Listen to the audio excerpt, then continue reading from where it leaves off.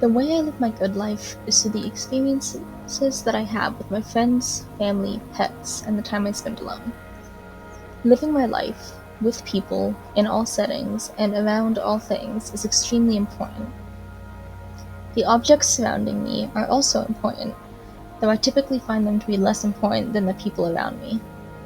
To look at the experiences I have had and the material goods that are involved in them, I will examine the first photo I took for every month, dating back to May 5th, 2020. I have 11 photos of nature and the sky. To me, this is representative of the time I've spent thinking, rather than using material objects or experiencing life with others. In Nicomachean Ethics, Aristotle refers to the life of contemplation as one of the major pathways to achieving the good life. I don't fully agree with this assertion. However, I believe that contemplation, reflecting on your current and future experiences, is important. Without figuring out your goals and the things you enjoy, you can't find what makes you happy. When I am outside, observing nature, I often find myself reflecting. This time alone has helped me to recognize some of the things I enjoy, namely time with loved ones and time spent on activities such as acts of creation or relaxation. Most of my photos surround connecting with friends, family, and pets. The hundreds of photos I have of my pets are not shocking, as I think they are wonderful, extremely cute, and I value them. Similarly, I value my friends and family. This appreciation is similar to the aesthetics of the ordinary, explained by Crispin Sitewell. None of the photos in this section were taken because of any specific circumstance or occasion. However, I appreciate that they exist because they allow me to reminisce on time spent with loved ones. When looking at the photos and remembering the moment they were taken, I know I was, and currently am, present and focused in the setting around me. In utilizing Sitewell's analysis, appreciating the things surrounding me is an essential part of my definition of the good life, as without this consistent appreciation, the things I enjoy would be much more fleeting. In appreciating the experiences I have, I am reminded of Marina Abramovich's "The Artist is Present." Connection with those around you is important, even though it's not commonly enforced. Spending time with those you care about is extremely important, and Abramovich's performance eloquently conveys this need for connection. The break from isolation that many experienced while sitting with Abramovich showed the impact that even a few moments with another person can have.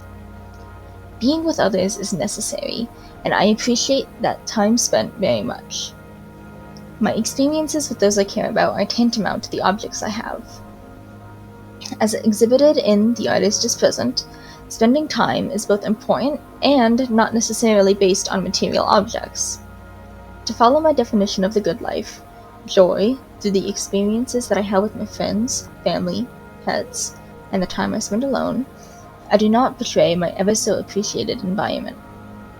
Material goods are important to access the experiences I enjoy and to make the experiences more comfortable. For example, a car is necessary to go hiking, and buying a nice jacket makes the experience much warmer. Despite this, the purchases I make are done sparingly, and when given a choice, ethically.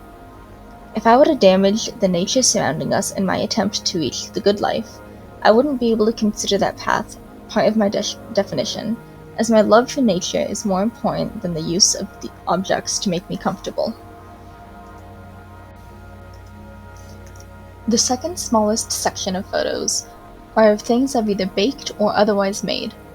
This is not representative of how much I typically make, however, using or consuming these creations is another step I take to live out my definition of the good life. As mentioned in the Marx Engels Reader, the process of being separated from the things you create is both alienating and can be distressing. Sharing the things I make with others and continuously using them myself is a process that helps me be fulfilled, as I agree with the idea that acts of creation are one of the things that makes humans content. The material goods in the pictures I've taken largely include things that we can't live without, such as clothes and food. Of course, there are outliers, such as my brother's guitar, an excess of sweaters, and comforting objects, such as my blankets, bed, and furniture. I could live without the majority of things that I photographed. However, they make my life much more comfortable. The things I use remind me of Minimalism, a documentary about the important things. As in the documentary, they describe minimalism as keeping only things that have a purpose. Everything I have holds a purpose in my life. However, contrary to the concept of social anxiety, their purpose is not to make me feel as though I'm on par with my peers.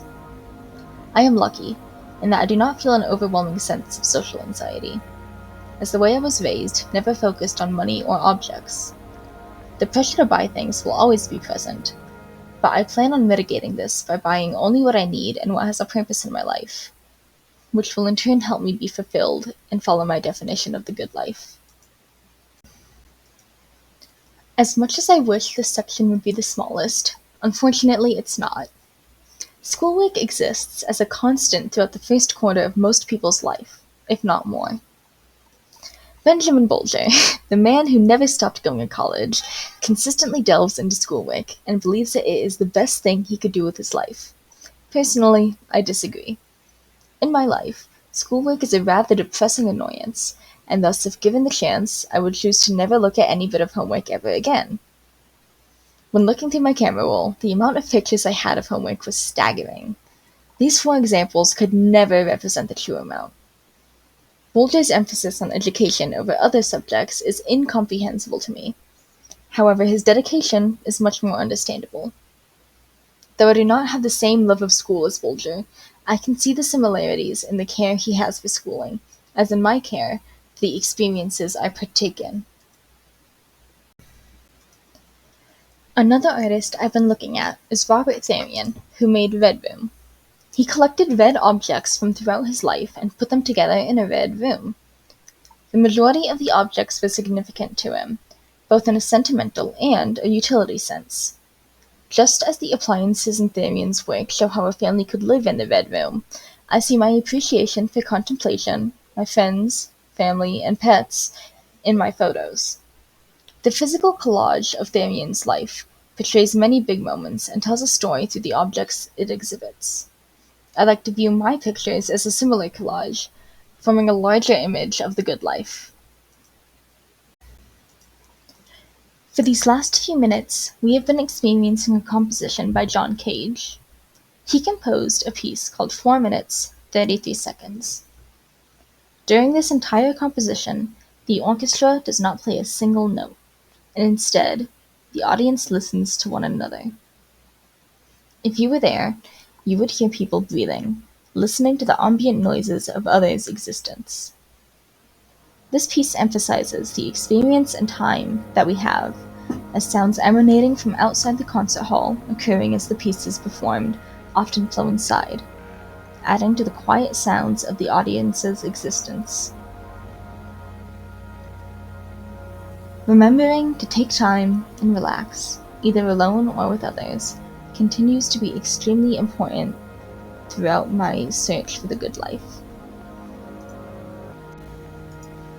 My picture of the good life is built on the experiences I have and the way I spend my time. Emphasizing contemplation, nature, and experience over material goods is important to me. My good life is defined by my time spent with and appreciating nature, family, friends, pets, and creation.